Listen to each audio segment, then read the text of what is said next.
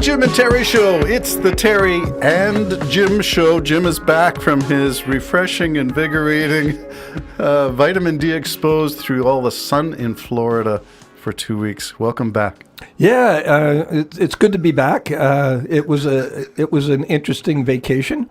It was good. I had a great opportunity to see my son down there and his family. That was wonderful. And by the way, This is your son who lives near you. Yeah, happy birthday, James. This is the day before your birthday. I've got to remember this is tomorrow. the other one. So you saw one of Stay Spiritual down in Florida. Yeah, one, you had to drive to Florida to see him?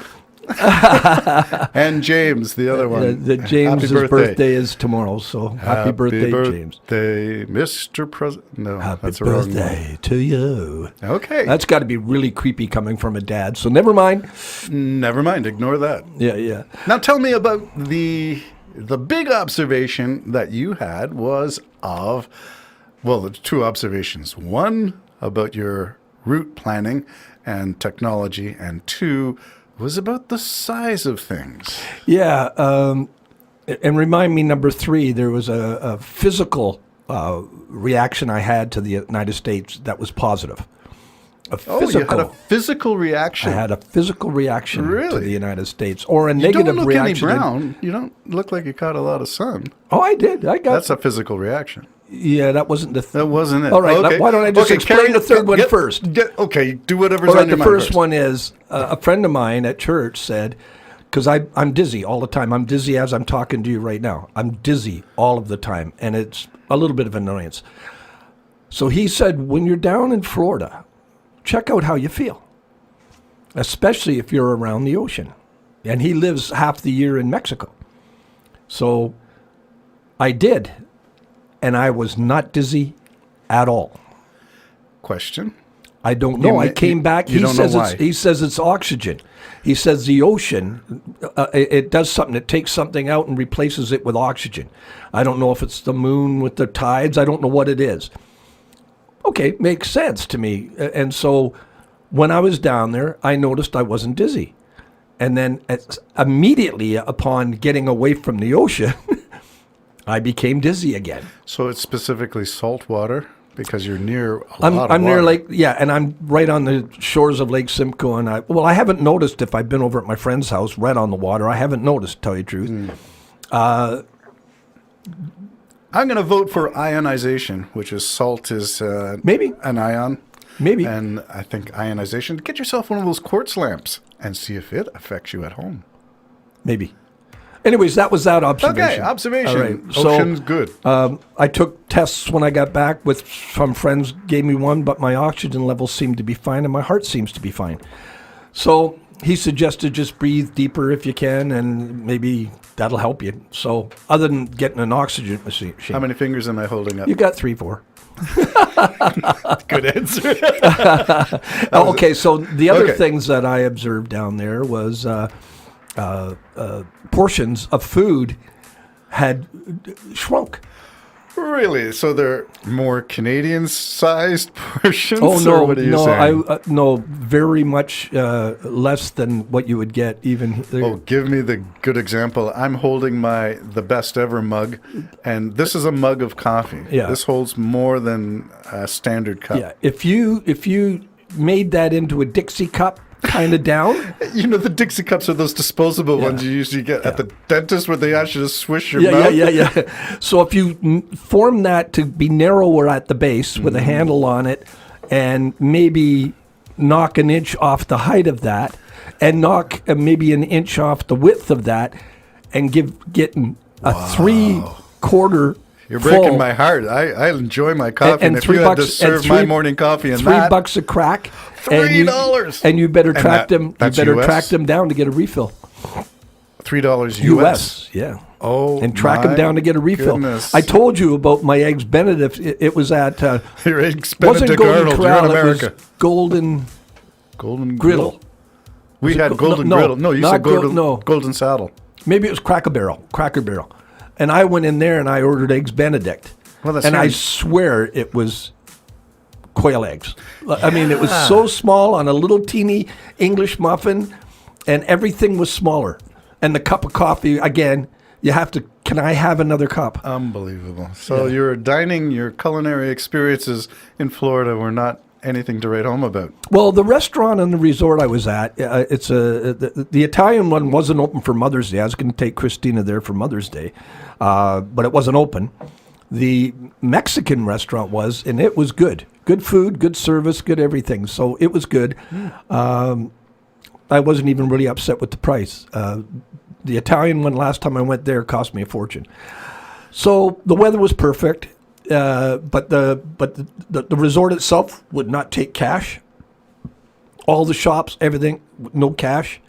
And of course, I went down with some cash, so I had to find a way to get.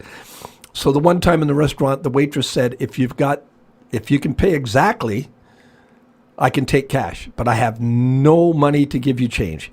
So I worked it out, and I could leave a tip plus cash, and so I got rid of a bit of money on that one thing. The rest was all in just side trips. Did you learn anything about the reason for that? Why the cashless society in Florida? I think we talked about it. Christine and I talked about it, and we think maybe it has to do with the inability to steal if it's cashless. So you've got a lot of employees at resorts like this, hundreds and hundreds, coming and going constantly.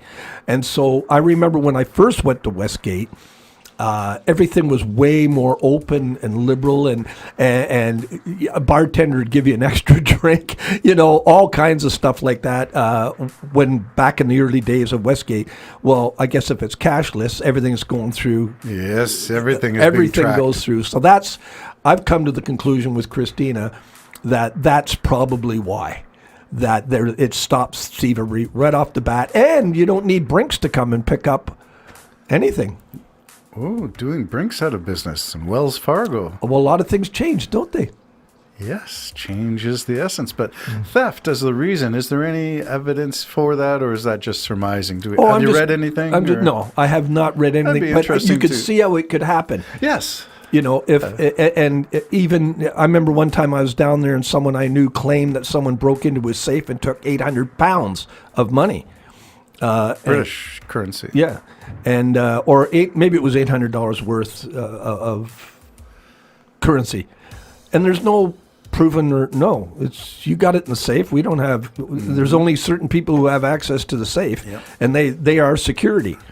So I don't know if the guy had too much to drink the night before and he misplaced the money.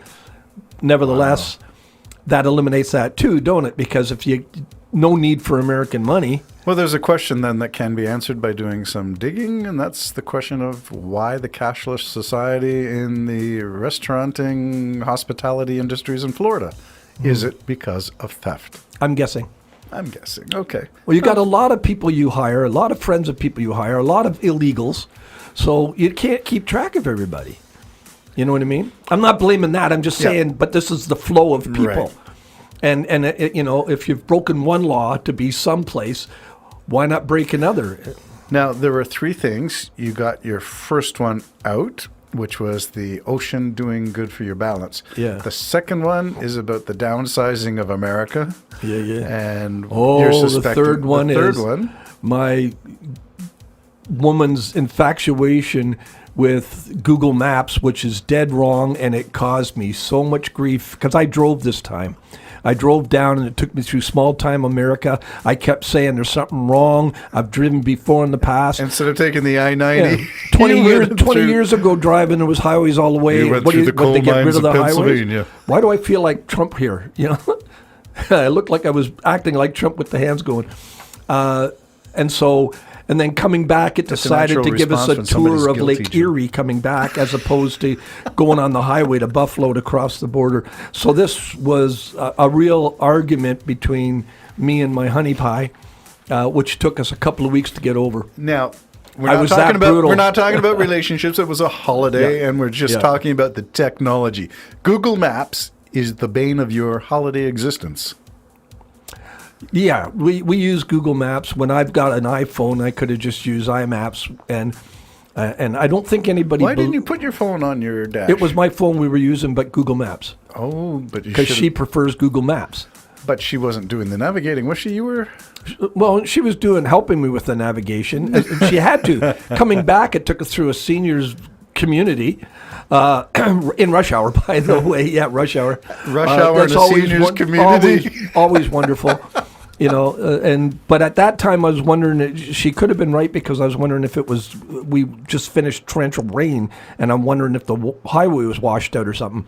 Now I'm thinking no, because coming back, it took us on a tour of Lake Erie, beautiful, beautiful road alongside Lake Erie, and just over yonder I could see the highway flowing full, beautiful flowing. And I said to her that your GPS choice is wrong. And why I didn't just put my foot down, I don't know. I'm going to defend Google Maps and say that it wasn't Google Maps that was the issue. It was the way it was programmed and your choices in we the checked parameters. 1,000 times. Okay, well, this is going to be a he said, she said argument, because I drove all the way to the East Coast and spent countless hours with Google Maps, and I learned to trust it very well.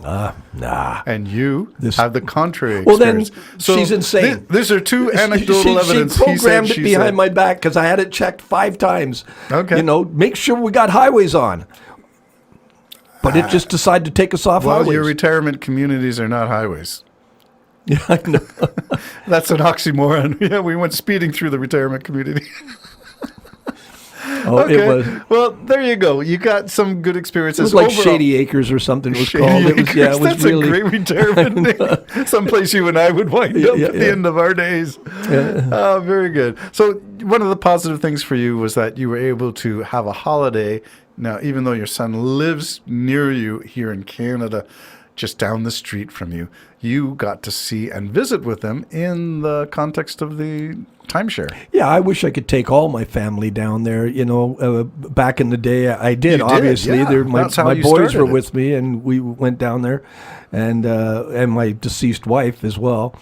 It was a great time. Always was a good time. We drove down, but we went in a convoy, so you always had someone out. And by the way, you didn't have GPS. No. No GPS. Just what we had was walkie-talkies.